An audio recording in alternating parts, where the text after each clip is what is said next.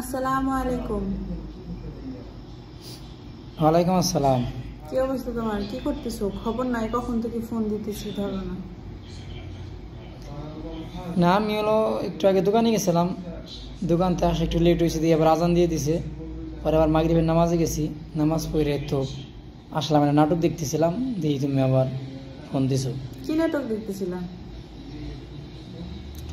আরে নাটক তো আমি এমনি সচরাচর দেখি না, মানে ফেসবুকে ঢুকছে আর একটা নাটক আইছে, এই দুই বোন ছোট বোন বড় বোন রে অপমান করে, কি কয় না কয়, আমার মেজাজ গরম হয়ে যায়। আচ্ছা শোনো, একটা কথা বলি, পোলাপান। এই বিষয়ে শোনো, পোলাপানের দোষ দিও না, ছোটদের কখনো দোষ দিবা না, কখনোই না।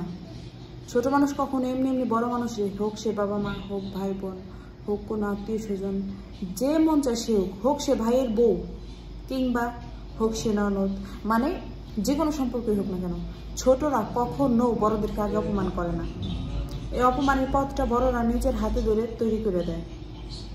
এই কথাটা তুমি কতটুকু বিশ্বাস করলা, তুমি আমার বলো। আর বিশ্বাস না করার কি আছে? এটা 100% সত্য কথা। আজকে আমি যদি কোনো অন্যায় না করি, আমি যদি আমার ছোটো ভাইয়ের সাথে খারাপ ব্যবহার না করি, এই দুনিয়া উল্টে গেলে ওর ক্ষমতা নাই আগে এসে আমার সাথে খারাপ ব্যবহার করবে, এটা কখনো সম্ভব না। কারণ ও ছোট, ও জানে যে আমার কতটুকু সম্মান, আমার কতটুকু রেসপেক্ট করা ওর প্রয়োজন, ও সেটা জানে। কিন্তু এখন আমি যদি নিজের হাতে আমার সম্মানটা নষ্ট করে দিই, আমি যদি ওর সাথে খারাপ ব্যবহার করি, ও 100% আমার সাথে তর্ক করবে, 100% আমার সাথে খারাপ ব্যবহার করবে। এটা তো সত্যি, এটাই তো করা উচিত, বা এটা সত্য কথা। ছোটদেরকে কখনো তুমি দোষ দেবা না, ছোটরা কখনো আগে থেকে অন্যায় করে না, অন্যায় বড়রা করে। ছোটদেরকে অন্যায় করতে বড়রা বাধ্য করে, বড়রা নিজেরা শেখায় ছোটদেরকে অন্যায়। আর পরিবেশ, পারিবারিক শিক্ষাটা খুব ইম্পর্টেন্ট।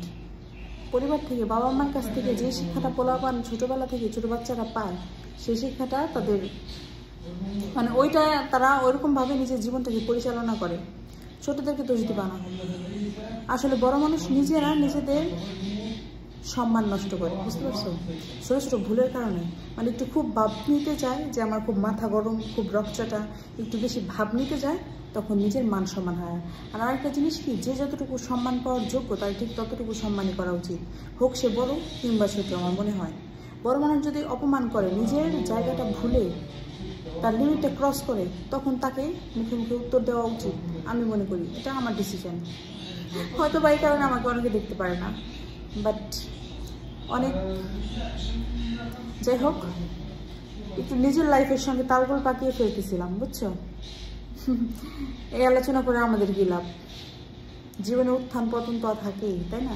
সেটাই, প্রবলেম সবার জীবনেই থাকে।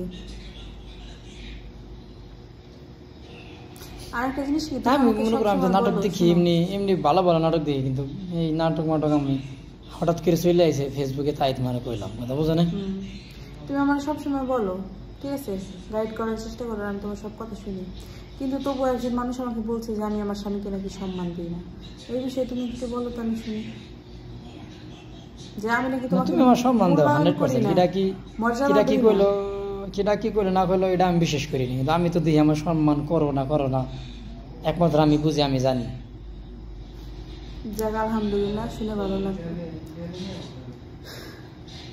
আসলে কি, তোমার হয়তো বা খারাপ লাগতে পারে, কিন্তু বিশ্বাস করো, প্রবাসীর বউরা না আসলে সুখে নয়, কারণ তারা অনেক অত্যাচারিত।